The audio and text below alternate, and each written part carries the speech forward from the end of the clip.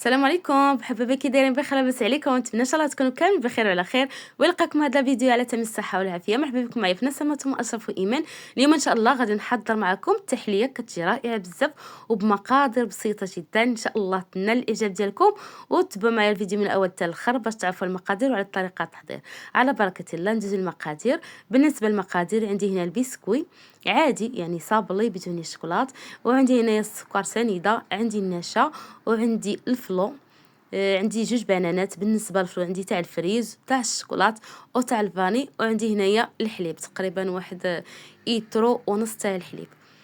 وهنايا كناخذوا الهشوار، كناخذوا البسكويت ديالنا كنطحنوه في الهشوار. كما قلت لكم بالنسبه للكميه تاع البسكويت كتبقى على حسب افراد الاسره. هنايا بعد ما كنطحنوا كناخذوا الزبده تقريبا واحد نص كاس تاع الزبده على حسب الكميه تاع البسكويت اللي عندكم.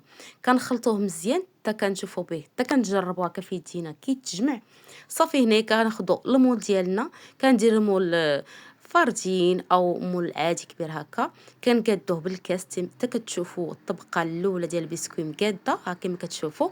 كنحطوها على جانب وغادي ناخذوا نجاوبوا الطبقه الثانيه. بالنسبه للطبقه الثانيه عندي هنايا جوج بنانات كنديروا في مولينيكس، وكنضيفوا ليهم الحليب تقريبا واحد نص لتر تاع الحليب، وكنضيفوا جوج معالق تاع السكر سنيده. بالنسبه للسكر يعني على حسب.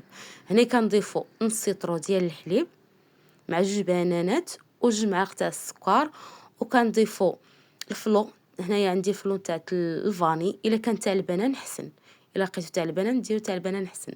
وهنايا غادي نضيفوا جوج معالق كبار، جوج معالق ونص كبار ديال النشا. صافي كنطحنوا العناصر ديالنا وكنكبوهم في كاسرونه، كنحطوها فوق النار وكنبقاو نحركوا يعني ما نساوش عليه مع التحراك. ومن بعد ما كيتجمع لينا الخليط ديالنا كما كتلاحظوا كنكبوه فوق هاد الطبقه ديال البسكويت، او كندخلوه للثلاجه كنخليوه حتى كيبرد. وهنايا كندوزو للطبقه الثالثه، الطبقه ديال الفلون تاع الفريز. هنايا 2 معالق ونص ديال النشا، 2 معالق ديال السكر، و هذه تاع الفلون تاع الفريز. درت النكهه تاع الفريز. وبالنسبه للنكهات يعني على حسب كل واحد واشنو كيعجبو. هنا كنضيفوا الفلو تاع الفريز وكنضيفوا نص ايطرو تاع الحليب. صافي نفس الطريقه باش صايبنا الطبقه تاع البنان غادي نصاوبوا الطبقه حتى هي كنحطو فوق النار مع التحرك، يعني ما كنساوش عليه باش ما يتكورش لينا. بعد ما كيتجمع كنكبوه فوق الطبقه تاع الطبقه الثانيه. صافي كندخلوا للثلاجه وكندوزو نوجدوا الطبقه ديال الشوكولات. بالنسبه للشوكولات عندي هنايا الكاكاو، واحد الساشيه تاع الكاكاو او 2 معالق الا كاين ديال العبار ديال 2 معالق، وكنضيفوا معاه فلون ديال الشوكولات، وكنضيفوا النشا. بالنسبه لي انا هنايا درت غير مقادير يعني قلال حيت على حسب المول عندي، يعني ما غاديش يهز ليا نص لتر، درت غير تقريبا واحد 2 كيسان تاع الحليب. صافي هنايا بعد ما كتجمع يعني كما كنديروا في الطبقات كاع كنديروا بحال كنديرها فوق النار مع التحراك. بعد ما كتجمع كنضيفوا ليه واحد داني تاع الشوكولات وكنخلطوه مزيان كما كتشوفوا، يعني خلطوه مزيان.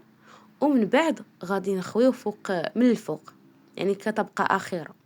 وكما قلت لكم بالنسبه لهاد الطبقه يعني درتها قليله شويه على حسب المول. يعني الا كان عندكم المول كبير كديروا نص لتر وكديروا نفس العبار اللي درت فوق الطبقات الاولين. انا درت قل. صافي هذه هي الشكل النهائي ديالها بعد ما كندخلها للثلاجه حتى كتبرد مزيان. تقريبا انا صايبتها في الصباح ما خرجتها من الثلاجه حتى لديك نقول 4 سوايع حتى 5 سوايع. وبالنسبه للتزيين كتبقى اختياري. صافي هذا هو الشكل النهائي ديالها، كتجي رائعه بزاف البنات. نتمنى ان شاء الله تجربوها، صراحه غزاله وحتى في المذاق ديالها زوين. وكما كتشوفوا يعني طريقه تحضير سهله جدا، ان شاء الله تعجبكم. وما تنسونيش من البارطاج وجيم وتشاركوا مع الاهل والاصدقاء باش تعملوا فائده ان شاء الله. وشكرا لكم بزاف. فيديو جاي ان شاء الله، في امان الله.